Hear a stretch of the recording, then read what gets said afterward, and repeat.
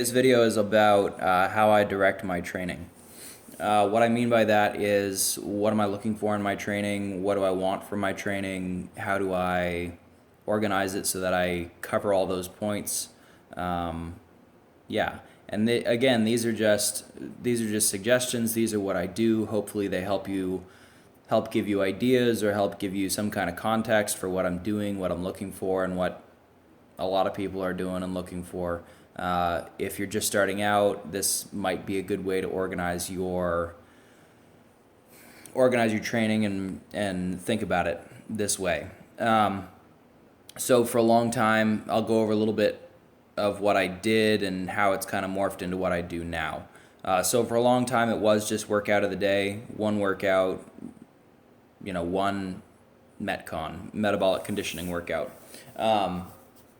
From CrossFit. That was for probably about 8 years. We took a break in there and we switched over to Olympic lifting for about half a year. And we were idiots, so we did the Smolov cycle, the Smolov squat cycle with thrusters, which made our thrusters really strong, but ended up making all of us feel extremely burnt out and like trash. I don't suggest doing that. Anyway, what my training looked like then was come in, smash the workout, and leave. There wasn't a lot of warm up. There wasn't a lot of that. At about 8 years in, my left shoulder specifically was starting to hurt, but both of them started feeling a little disconnected. So around that time, I went and I got my level 1 CrossFit certification, which didn't really teach me anything new that I didn't know, and it was just a piece of paper that said that I could coach people if I actually wanted to make money on it at a gym. And they didn't teach me how to brace. They didn't teach me anything new about my shoulders. They didn't understand why I couldn't get into certain positions comfortably, like the overhead squat, why I was tipped forward, all that stuff. They're just do it better. Just do it better. I remember E.C. Sinkowski, we were doing pull-ups, and I couldn't straighten my elbows because I couldn't straighten my elbows. That was just the way it was at the time. And she's like, why can't you straighten your elbows? Just straighten your arm. And I'm like, I'm trying. Like, I can't straighten my elbow. And later I found out that was because my left arm is an inch shorter than my right arm, so the left elbow wouldn't straighten, because when you're hanging on a straight bar and your body's not straight, then this shoulder comes up and forward, which then the elbow doesn't straighten all the way to protect the shoulder from dislocating. Anyway, whatever. All that to say, came back from the level 1 and started adding in more accessory work, looking for something that would help my shoulders feel better.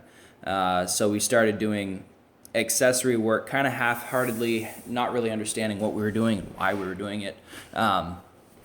And so then the training looked like maybe hit some bicep curls and then do a workout. Maybe do some tricep extensions and then hit a workout. Maybe do some bent rows with too light of weight and then hit a workout. So started to put that accessory piece in there. We also started programming for the gym that we were at the time, just a free gym. Probably 60 people eventually got in there, and it was just free, donating our time when we had time. This is me and Patrick, one other guy that was interested in coaching.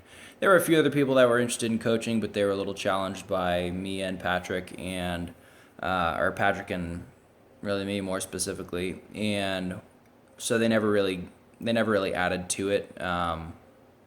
They just kind of took away, did their own thing, which it wasn't monetized, so ended up not working out very well. Anyway, all that to say, the training morphed over time. We started putting a little more strength work in there because we wanted to get a little stronger.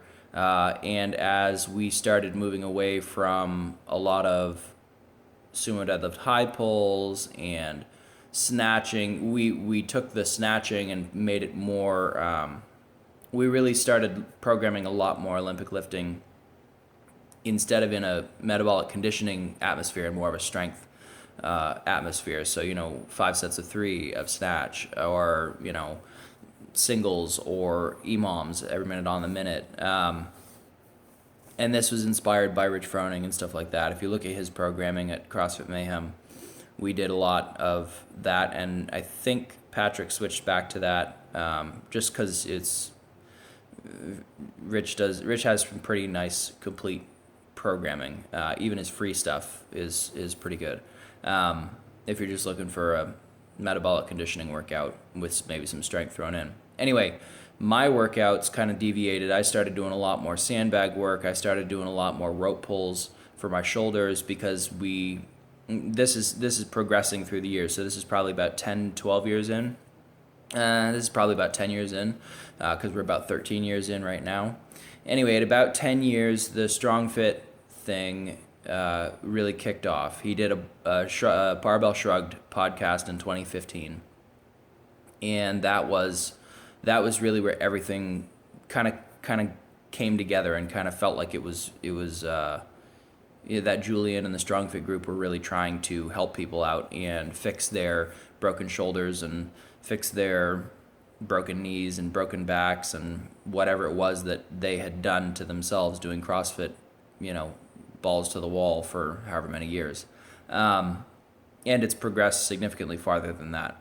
So my training started to look a little bit more like putting rope pulls, putting bent rows, putting anything to build the lat and the pec. A lot more pec exercise, a lot more bench press, a lot more push-ups, a lot more strict pull-ups, a lot fewer kipping pull-ups, a lot of that.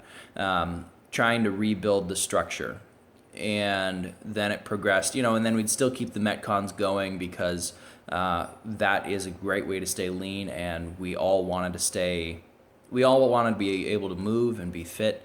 So lots of burpees, lots of deadlifts, lots of all that stuff. Meanwhile, trying to learn how to restructure the body, rebalance the body, or balance it, depending on if you were ever balanced to start with. Anyway, then it diverged even further to where we were programming for the gym, but the people in the gym didn't really want to. Most of them were doing their own thing. They didn't really want to understand why we were doing what we were doing, and we tried to explain it as much as we could, but nobody really listened. That blank stare you get when somebody's standing there asking you a question, and you're answering the question to the best of your ability, and they're just like zoning out, and then they ask you 10 minutes later, so what was I supposed to do? It's a little bit frustrating. Pretty common with coaching though, and people in general. People don't really like to listen actively. Anyway, that's a side comment. We can talk about that later. So the training shifted a little bit farther to where the Metcons were short and intense, and the accessory work was taking a lot more time. In all this time, the sessions were supposed to take about an hour. They would sometimes stretch to an hour and 15. On the weekends, we'd take a little longer, maybe an hour and a half, and just play around in the gym and do stuff. This was a great way we started getting really strong comparatively to what we were, and we started getting fitter, we started getting better, or at least I did. And then fast forward a little bit more, this is all working through from 2015, so fast forward to now, which is where it has kind of solidified. I've changed it a little bit as we go. It's always morphing, it's always changing. But I do a very specific warm-up, and what I mean by that is depending on what I want to do in the workout, I warm up very specifically to activate the muscles that I want to use for those movements. So instead of just a generic warm-up that you'd necessarily see with, PVC pass-throughs and inchworms and stuff that traditional CrossFit gyms usually do, kind of a throwaway workout warm-up, what I like to do instead for my workout is activate the specific things that I'm going to use. So for instance, if I'm going to do a bunch of bench press in the workout, like I did yesterday, I will spend some time and I will warm up the teres major, I will warm up the lats, I'll warm up the pecs, I'll warm up the biceps, I'll warm up the triceps. I'll warm those things up. I'll activate my core. What I mean by that is I'll activate my obliques. I'll activate my psoas muscles, as those are the base of everything. And I'll spend probably 10 to 15 minutes doing that, taking my time, breathing, calming down from the day, coming down from whatever was happening, separating myself from the day, and then bringing that, and then being myself in the gym, and using that as kind of my therapy, and using the warm-up for that. Sometimes I do the animal warm-ups, which are more of a complete warm-up, and that was, again, something that Julian showed us, the StrongFit group, and that's on YouTube. You can go and you can look up StrongFit, look at their stuff, listen to every episode on their podcast, watch every video they've ever put out, watch all the old videos of Julian, how to lap a sandbag, how to do all that stuff.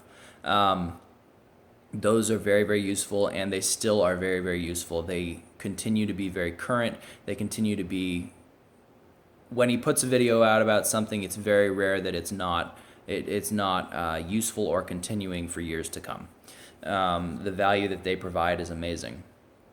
Anyway, all that to say, now the workout has a warm-up, 10 to 15 minute warm-up, which leaves me about 45 minutes to do whatever I'm going to do. I try to focus a couple of days on specific weak points that I have for my body. And I would suggest that you do the same 2 to 3 days. Then I focus on those in different ways so that I don't get bored, or my body doesn't get bored. So I'm a little bit, anyway, so I like to focus on a movement until I feel like I am not getting anything from that movement anymore. So for instance, I will do Terry's pull downs every single day for super high reps with super heavy weight for me, for 6 weeks straight, and then I'll get burned out on it, throw it out for 6 weeks, and I'll do something different. But then I'll come back to it as I remember it, and as stuff starts to feel a little weird, and I'm like, I haven't done Terry's pull downs in a while. Those have been amazing for fixing my imbalances. I'm not going to grow this arm another inch. That's probably not going to happen, so I just got to work with what I've got. Anyway, all that to say, I like to throw a skill strength portion in there where I'm focusing on imbalances, where I'm focusing on getting stronger. Maybe it's sandbag squats that I need to get stronger at. Maybe I need to work on hinging. Maybe I need to work on my hamstrings specifically. Maybe I need to work on my quads. Maybe it's my calves today. Maybe, just keeping a constant focus on what I need to work on. I deeply enjoy working legs. I've been working through some knee pain, which is going away now that I'm actually doing the right stuff for my psoas and my obliques and my glutes and my hamstrings and stuff. The psoas opener was really a game changer with that. So I am dealing with that, but that's more of a focus. Like my focus is a lot more on fixing imbalances 2 to 3 days a week, and then maintaining my fitness levels 2 to 3 days a week. And that looks a lot different depending on what I'm doing, depending on how I'm feeling mentally and emotionally. If I'm feeling anxious, I'll go for longer, slower workouts that do not have a lot of skill, like go out for a walk for an hour after work, do nasal only breathing on my workouts. Most times, because I work out at night, I do nasal only breathing. Some people don't, and they feel ramped up. I remember that for years. If I'm feeling depressed, I will do a short, intense workout that makes me fight, makes me burn the questions. Again, another StrongFit thing. But that's what I do to work on that. And then, however that falls, I'll structure that however I program for myself. I can program for you probably, but I would need to do an assessment. I would need to look at your body, see what you need to work on, see what's not working, and help you there. Anyway, that's the way I structure my training. I try and get everything over the course of 6 weeks. Over the course of every week, I try and hit everything, but over the course of 6 weeks, it's a little bit longer time. I try and get everything. I try and push my strength, try and push my fitness, try and keep all of that up. I've been in kind of a bodybuilding phase for a while because I'm really enjoying that, and just maintaining. Going back to CrossFit, yeah, I do it 2 to 3 times a week, CrossFit workouts, but I wouldn't say that I really focus on that. I spent a long, long time doing that, so now I'm focusing on something else, and I come back to that and I use it. I posted a video here the other day about, it was just a CrossFit workout that I did, and it was very useful, and it was awesome, and it was a great test to see where I was at. Anyway, that's kind of how I structure my stuff. I don't usually write down. I used to program a week to 2 weeks in advance. I usually don't do that anymore. I usually either write it a day before, think of something I want to hit the day before, or more likely, I think of something during the day that I'm deficient in and that I need to work on, and then I go do that in the gym. And I just make sure as I look back over my log for the week that I've really completed what I wanted to. If I had the choice, I'd love to hit 2 sessions. I'd love to work out multiple times a day or a longer time and spend more time there talking with people, working with people. I don't have more time. That's just not the way it is right now. Anyway, but hopefully that gives you some ideas and some help of how to structure your training.